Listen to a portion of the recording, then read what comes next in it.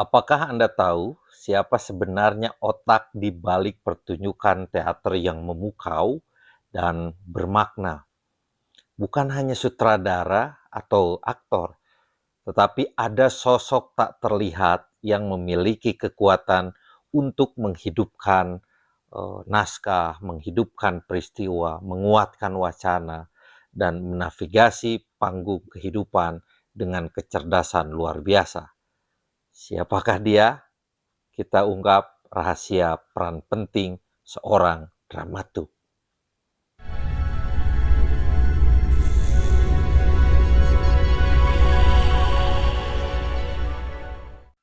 Halo pejalan sunyi, selamat datang di Jalan Sunyi, ruang berbagi ragam literasi, terutama sastra dan teater. Di video ini saya akan berbagi bacaan dan pengalaman tentang apa itu dramaturgi.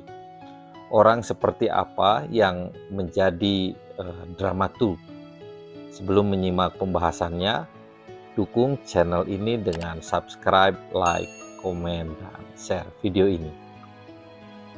Baik, kita mulai pembahasan tentang apa itu dramaturgi. Dramaturgi adalah istilah yang mencakup dua hal. Pertama, dia adalah arsitektur estetis dari sebuah pertunjukan drama, yaitu strukturnya, tema, tujuan, dan konvensinya. Dan kedua adalah filsafat praktis yang digunakan dalam praktek teater untuk menciptakan pertunjukan yang utuh dan koheren. Secara keseluruhan, dramaturg ini adalah darah yang mengalir melalui pembuluh darah setiap produksi teater, atau dengan kata yang lebih sederhana adalah dramaturgi ini elemen penting yang menghidupkan setiap produksi teater. Dalam praktiknya, dramaturgi ini mengacu pada serangkaian teknik yang digunakan oleh para seniman teater untuk melakukan setidaknya tiga hal. Pertama adalah menganalisis dan menentukan arsitektur estetika dari sebuah karya drama atau karya pertunjukan. Lalu yang kedua adalah meneliti semua elemen yang dibutuhkan untuk mengubah naskah menjadi sebuah pertunjukan teater yang hidup, yang penuh makna. Dan yang ketiga adalah menerapkan pengetahuan yang tadi ya secara praktis agar dapat dipahami dan dinikmati oleh penonton yang hidup saat ini di tempat ini, atau penonton yang hadir di tempat dan waktu tertentu. Tentu saja tidak ada pertunjukan yang dapat tercipta tanpa ketiga elemen ini ya. Sutradara, desainer, atau para penata, aktor, dan tim produksi ini menerapkan prinsip-prinsip dramaturgi di setiap pertunjukannya. Tanpa dramaturgi tidak akan ada produksi teater. Jadi tidak ada sama sekali pertunjukan drama, pertunjukan yang tanpa dramaturgi. Lalu pertanyaannya adalah bagaimana dramaturgi diterapkan dan siapa yang melakukannya? Jadi apa itu dramaturg? Seorang dramaturg adalah anggota tim artistik dalam sebuah produksi teater yang memiliki keahlian dalam mengubah naskah drama menjadi pertunjukan yang hidup, yang bermakna. Peran ini berbeda dari sutradara ya, yang bertanggung jawab atas kepemimpinan dan visi keseluruhan produksi. Meskipun baik sutradara maupun dramaturg ini memiliki pandangan yang serupa terhadap drama dan praktik teater. Peran dramaturg juga berbeda dari kritikus teater ya. Seorang dramaturg ini adalah praktisi dan seniman teater, sementara kritikus ini biasanya dia jurnalis ya, atau penulis. Meski begitu, mereka sering melihat drama dari sudut pandang yang sama dan memiliki latar belakang pelatihan yang serupa. Bedanya, kritikus menilai produk teater saat sudah jadi dan berada di hadapan publik.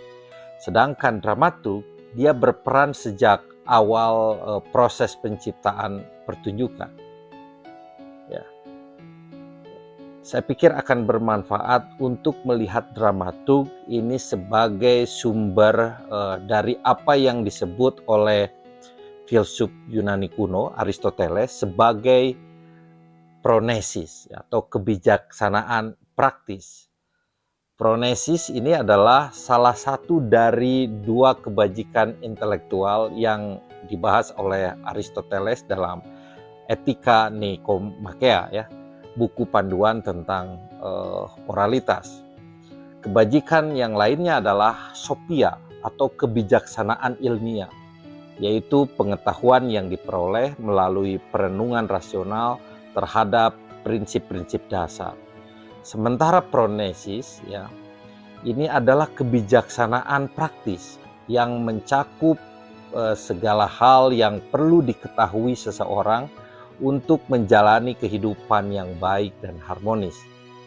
Pronesis digunakan untuk meningkatkan kebaikan, ya, yang lebih besar, ya, baik bagi diri sendiri maupun masyarakat secara umum. Kebijaksanaan ini berusaha untuk menemukan kebenaran dan pengetahuan, tetapi khusus untuk menciptakan kebahagiaan dan harmoni bagi umat manusia.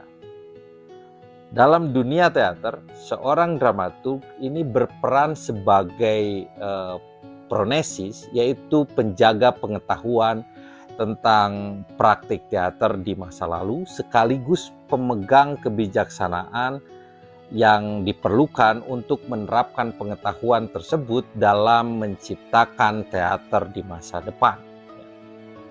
Pembahasan selanjutnya adalah orang seperti apa yang bisa menjadi dramaturg. Dramaturg bisa berasal dari berbagai latar belakang. Ya. Ada yang memulai karirnya sebagai penata, desainer, ya, aktor, atau manajer panggung, sutradara, penulis naskah, ilmuwan, ya, aktivis sosial, filsuf, sejarawan, antropolog budaya, dan bahkan ahli statistik. Masing-masing latar belakang ini membawa perspektif dan prioritas yang unik, ya, yang sangat berharga bagi perkembangan dramaturgi sebagai disiplin ilmu.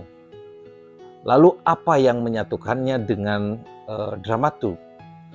Dramaturg ini memiliki pemikiran mendalam tentang teks drama dan produksinya. Dramaturg juga ahli dalam filsafat, estetika, ya, dan sejarah teater. Dramaturg adalah penulis yang bernas, ya, yang kuat dan serba bisa. Dramaturg adalah seniman yang berkomitmen dan visioner, ya, yang senang berlatih dan berkolaborasi dengan seniman lain. Dramaturg ini tidak takut menghabiskan waktunya di perpustakaan, ya, tentu mesti banyak membaca. Dramaturg percaya bahwa teater harus relevan secara sosial dan juga artistik. Dramaturg ini didorong oleh rasa penasaran dan semangat untuk menemukan hal-hal baru. Dramaturg adalah pionir yang berani, yang siap menjelajahi wilayah-wilayah baru yang belum pernah dikunjungi sebelumnya. Dramaturg ini serba guna, ya, dan mesti mudah beradaptasi, siap mengenakan berbagai peran, ya, dalam berbagai konteks. Ada dua metafora menarik yang menggambarkan dramaturgi, yakni forking path atau jalur bercabang dan ghost light atau lampu hantu. Kedua istilah itu memungkinkan para seniman teater untuk tetap fleksibel, siap mencari berbagai solusi atau menemukan jalan alternatif serta beradaptasi, ya, seiring berubahnya waktu. Dalam proyek individu, seorang dramaturg ini bisa berperan dalam berbagai aspek, membantu sutradara dan seniman lain dalam mengembangkan dan membentuk nilai-nilai sosiologis, tekstual, penyutradaraan, acting, dan desain. Di sisi lain, seorang dramaturg mungkin tampak tumpang tindih dengan seniman lain dalam tugasnya, terutama dalam misalnya menafsirkan lakon atau naskah dan bagaimana mengolah, merancang, memproduksinya. Sehingga terlihat adanya redundansi atau keberlebihan. Namun justru redundansi inilah yang seringkali memicu peningkatan kreativitas. Redundansi dalam kedua kasus tadi ini dapat menjadi sumber daya kreatif yang mendukung dorongan artistik yang lebih besar dalam pengembangan produksinya. Seperti seorang ilmuwan, dramaturg ini mengajukan pertanyaan di setiap langkah dan menguji jawabannya. Mereka seringkali perlu melihat masa lalu untuk menemukan jawabannya. Mundur misalnya untuk mengulangi eksperimen dan mencoba berbagai jalur alternatif guna mengungkap hubungan serta penyebab yang barangkali tersembunyi. Seperti ilmuwan, mereka juga harus berani menjelajahi wilayah yang belum dipetakan dan kadang-kadang berbahaya. Metafora lain yang menggambarkan peran dramaturg adalah ghost light atau lampu hantu. Ini biasanya ada di gedung-gedung pertunjukan di Eropa. Jadi lampu hantu sebenarnya adalah alat penerangan sederhana yang dibiarkan menyala di tengah panggung ketika tidak ada orang yang bekerja di gedung teater, di gedung pertunjukan. Ada banyak legenda urban tentang asal-usulnya. Salah satu yang paling populer adalah bahwa lampu tersebut dibiarkan menyala untuk menenangkan atau menolak hantu-hantu yang konon berkumpul di teater, di gedung teater, di mana batas antara dunia ini dan dunia lain itu sangat tipis. Namun di luar legenda urban itu lampu hantu atau ghost light ini adalah fitur keselamatan sederhana untuk menanggapi kenyataan bahwa interior teater yang gelap bisa menjadi tempat yang sangat berbahaya. Jadi lampu ini sangat penting sehingga hampir tidak mungkin ini menemukan teater dimanapun di dunia tanpa keberadaannya. Kita juga bisa membayangkan lampu hantu ini sebagai sebuah bola lampu yang berdiri sendiri di tengah kegelapan yang pekat, menjadi satu-satunya tanda kehidupan di ruang kosong tanpa kehadiran pemain dan penonton yang justru terasa lebih hadir karena ketidakhadirannya. Cahaya hantu atau lampu hantu ini yang sunyi ini didedikasikan untuk melindungi kita jika sewaktu-waktu kita ingin menjelajah ke ruang berbahaya. Jadi lampu hantu ini adalah mercusuar di tengah kegelapan.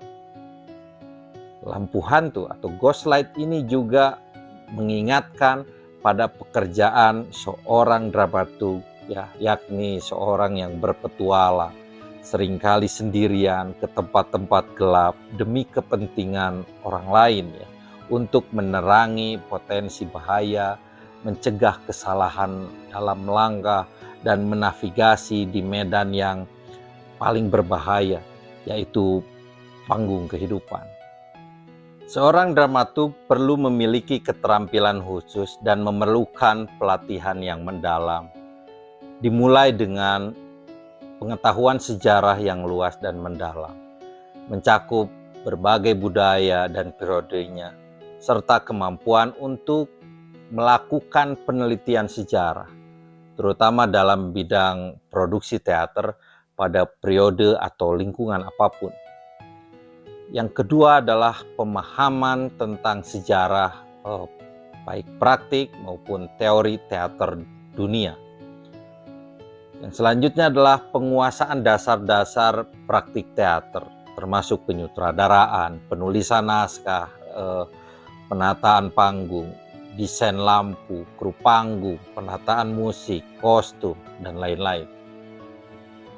Lalu juga kemampuan memahami peran beragam yang dimainkan teater di dalam masyarakat. Kemampuan menulis yang lancar ya, dan adaptif untuk berbagai tingkatan pembaca yang berbeda. Juga keterampilan riset yang detail dan kemampuan untuk menyajikan risetnya dengan cara yang bermanfaat bagi berbagai audiensnya.